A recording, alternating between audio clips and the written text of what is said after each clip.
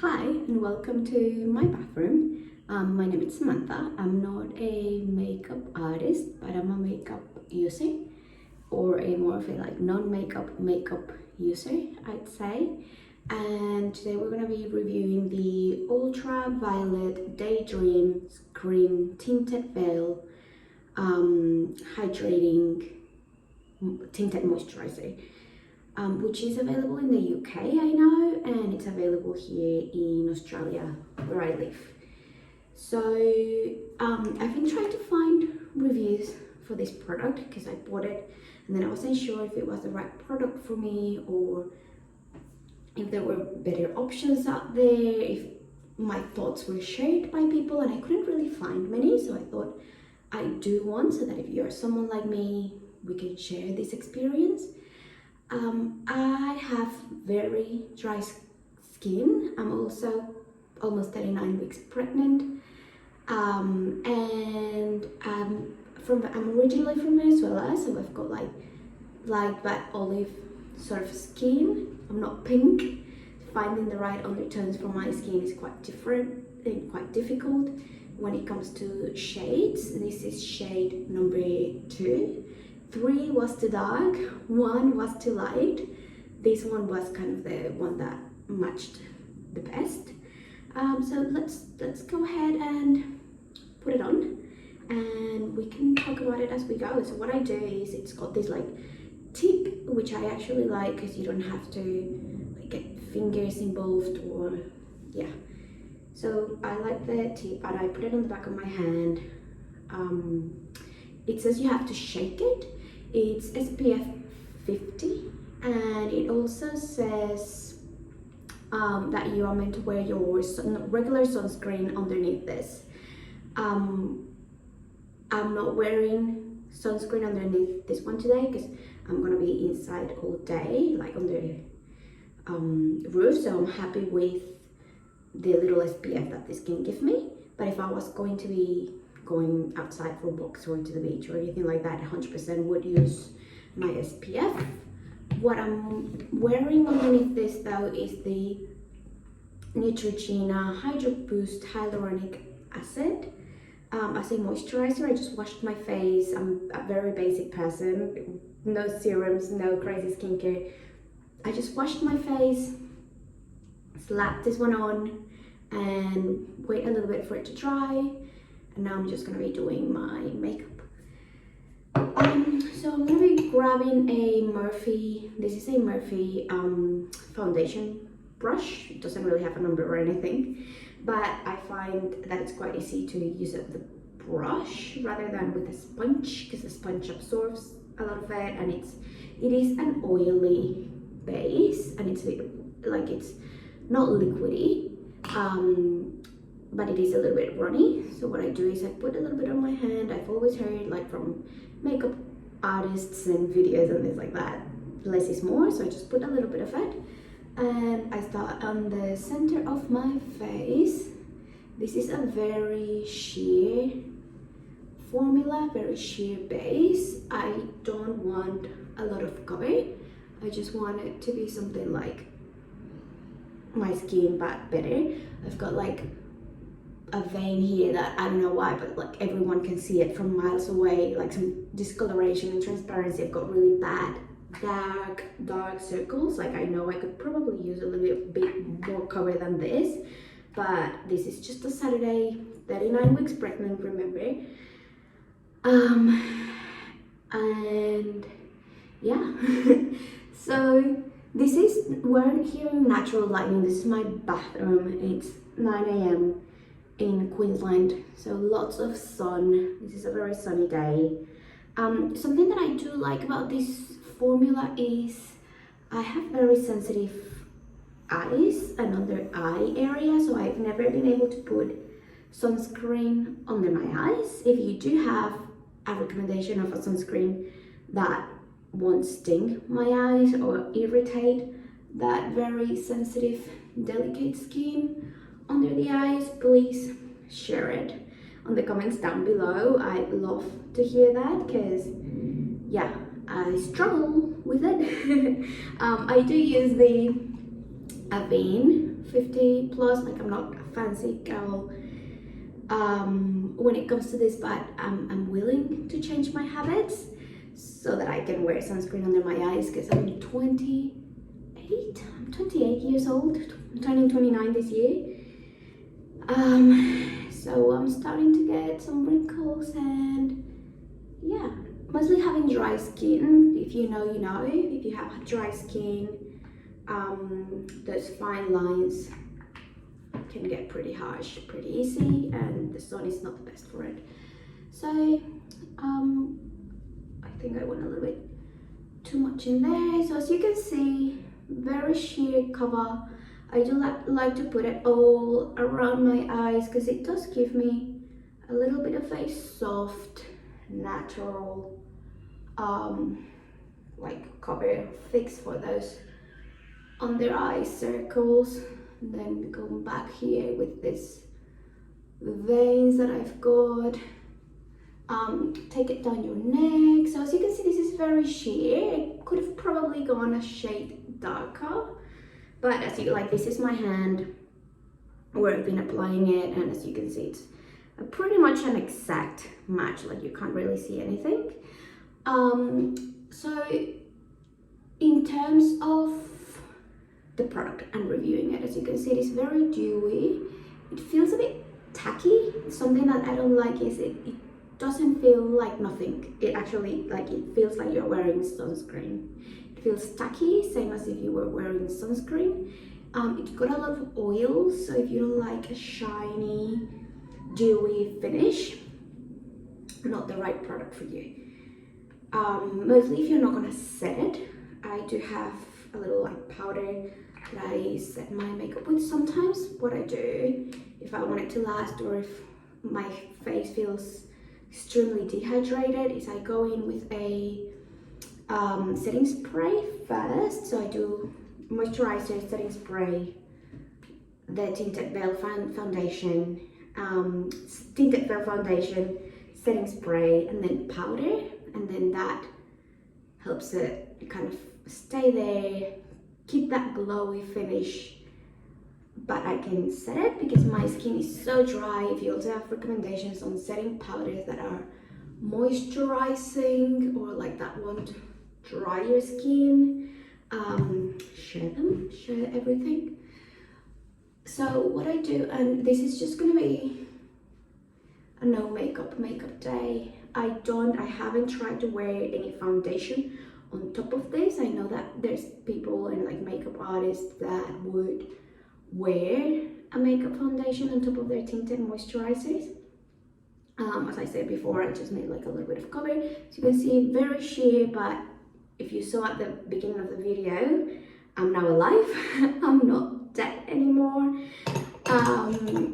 So that's good.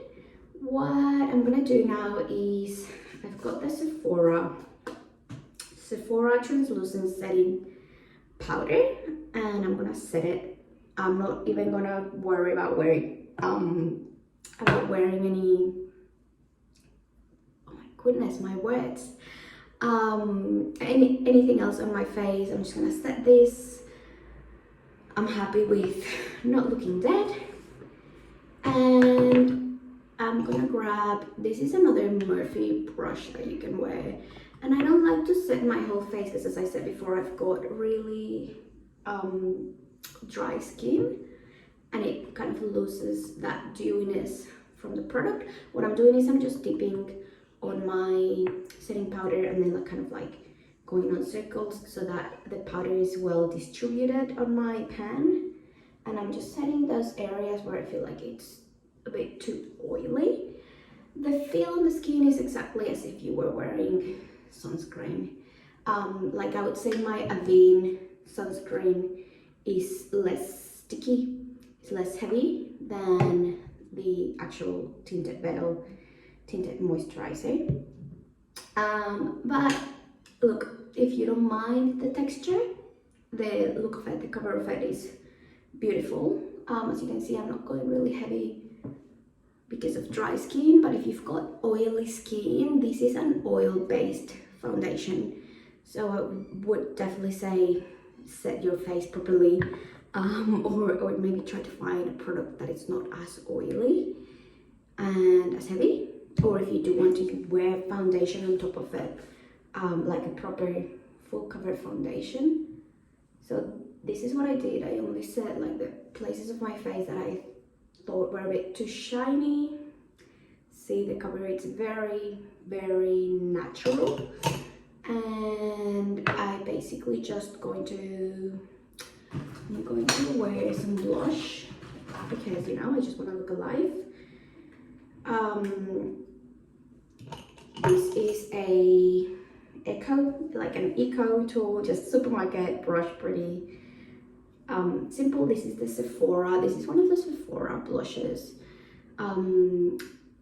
This is a matte one. What's the shade of this? Number 5. And yeah, this is very basic, as you can see. I'm just gonna wear a little bit of blush on top of it so that you can see how it looks. I'm very tempted to get a liquid blush for my dry skin instead of a powder blush. This is the shade. So yeah, you can leave the comments down below whether you recommend a liquid blush rather than a powder blush. I know that liquid stuff for dry skin is probably the best, but this is what I've got. So I'm working with what we've got on hand. I'm using my Morphe Luminous Setting Spray to fix this all in and just give me a little bit of that dewiness back. I'm not doing a brow bronzer, nothing like that. I'm literally just going to Costco with my almost 2-year-old and my massive 39-week pregnant belly. So give me some grace. I just swallowed a little bit of that. It smells divine. It was, I think, $22 on the Morphe page. So I highly recommend, mostly for you Australian people or like Australian living people like me. We don't get all the stuff that people review online, but Morphe we can get from the page. You can get it at Mecca. So yeah, pretty cheap. The brushes are also great. This one I love. I used to have one of these, where's it? Flat brushes from like the supermarket, the Eco tool. I would not recommend to use a flat brush with this tinted veil foundation just because it's so oily when you go through the movements. It leaves a very streaky mark on it. I'd rather use one that's fluffy like this so that you can actually stamp it onto your skin. And that's it. That is my review. It really depends on the type of skin. It feels very much like wearing sunscreen, but it gives you a very sheer, nice, your skin but better luminous glow so that you don't look dead anymore if you are, you know, looking for a no makeup day, or if you're going to the shops, to the beach, to the pool, rather than, you know, full face of makeup. If you were to wear concealer and blush and, like, you know, do a full face, it look great still. But if you do need a higher coverage, or you're looking for something that doesn't feel sticky or feels like nothing on your skin, I'm pretty sure there's better options. I have to try the Ilia, I think it's Ilia, tinted moisturizer as well. I've heard it's great. I tried the Fenty Beauty and I was between this one and the Fenty Beauty, and I chose this one because this one had SPF, and living in Australia, you know how it is. But the Fenty Beauty had more of a your skin not tacky feeling, lighter, nicer, I guess, but also more sheer. I felt like this one had a little bit more cover. So that is my recommendation. That's my review. Definitely give it a try. You can find this at Sephora, so go in, have a test. Something that I recommend that I don't do as often as I probably should is asking the Sephora ladies to give you a sample so that you can wear it on a normal day under your normal lighting, see if the shade works, see if the texture works for you, and then decide if you want to buy it before you do it, because it does come at it's not super expensive. I think it was something like $37.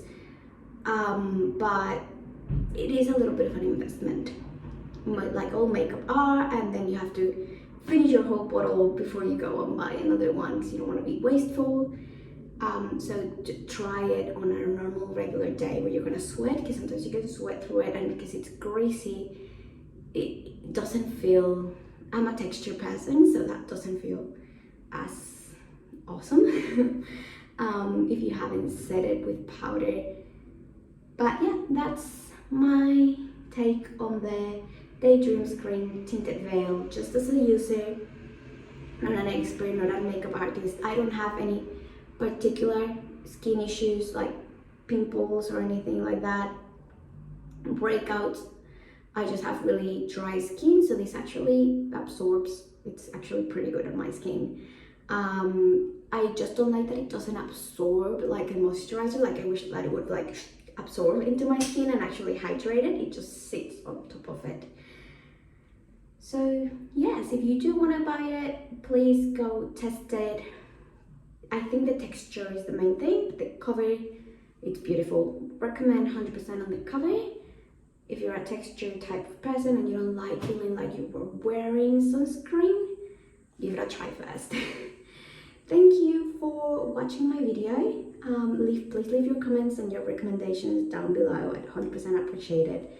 Give me a like and a subscribe on this very new channel. Thank you for coming. Bye.